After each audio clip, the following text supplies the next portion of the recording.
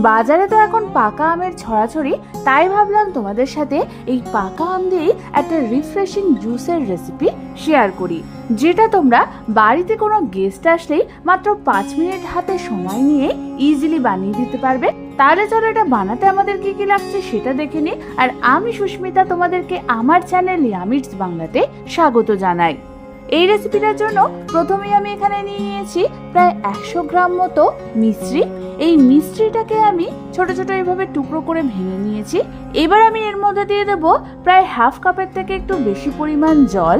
এবার আমাদের এই মিশ্রিটাকে জলের মধ্যে কিছুক্ষণের জন্য ভিজিয়ে রাখতে হবে।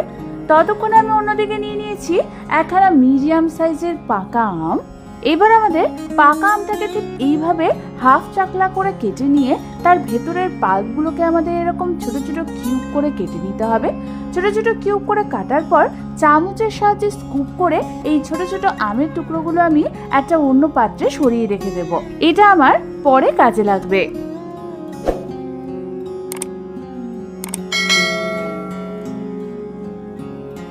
এরপর আমি বাকি আমটার ভালো মতো খোসা ছাড়িয়ে এর পাল্পটাকে আমি পুরোটা একটা মিক্সার গ্রাইন্ডার জারের মধ্যে দিয়ে দেব।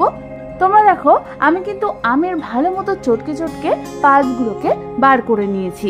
এবার আমি এর মধ্যে একে একে দিয়ে দেব ভিজিয়ে রাখা ওই মিশ্রি সমেত জলটা, আর দিয়ে দেবো 5 থেকে 6টা মতো আইস কিউব। এবার আমাদের সমস্ত কিছুকে একবার স্মুথলি ভালো করে ব্লেন্ড করে নিতে হবে।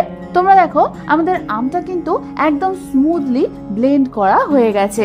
এই সময় কিন্তু আমাদের আমের কনসিস্টেন্সিটা একটু ঘন আছে, তাই এটা আমাদের পারফেক্ট ম্যাঙ্গো জুসের কনসিস্টেন্সি না। এবার আমাদের এর মধ্যে দিয়ে দিতে হবে আরো কিছুটা পরিমাণ জল। আমি এখানে প্রায় 1 কাপের থেকে একটু বেশি পরিমাণ ঠান্ডা জল অ্যাড করেছি। জল দেওয়ার পর আমাদের এটাকে আরো একবার ভালো মতো ঠিক এইভাবে মিক্সিতে ব্লেন্ড করে নিতে হবে। ভালো মতো ব্লেন্ড করবার পর ঠিক এইরকম কনসিস্টেন্সি চলে আসলে কিন্তু আমাদের জুসটা একদম রেডি হয়ে যাবে। এবার আমি যে ছোট ছোট টুকরো করে আমটা কেটে রেখে দিয়েছিলাম সেইটা এর মধ্যে দিয়ে দেব। তারপর চামচের সাহায্যে সমস্ত কিছুকে একবার ভালো করে মিশিয়ে নেব। এই আমের টুকরোগুলো জুসের মধ্যে দিলে কিন্তু মাঝে মাঝে মুখে পড়বে আর এর টেস্টটা কিন্তু খুব ভালো লাগবে। ব্যাস, তৈরি হয়ে গেল আমাদের দারুণ স্বাদের রিফ্রেশিং এই ম্যাঙ্গো ড্রিঙ্কটা। তাহলে আর দেরি না করে বাড়িতে যে কোনো একদিন এটা বানিয়ে ফেলো। আশা করি বাচ্চা থেকে বড় সকলেরই এটা খুব ভালো লাগবে। রেসিপিটা ভালো লেগে থাকলে একটা লাইক করে দিও। আর এইরকম দারুণ দারুণ রেসিপি পেতে হলে আমার চ্যানেলটাকে সাবস্ক্রাইব করতে একদম ভুলো না। আজ তাহলে এ পর্যন্তই। আমি আবার চলে আসবো তোমাদের কাছে নতুন কোনো রেসিপি নিয়ে।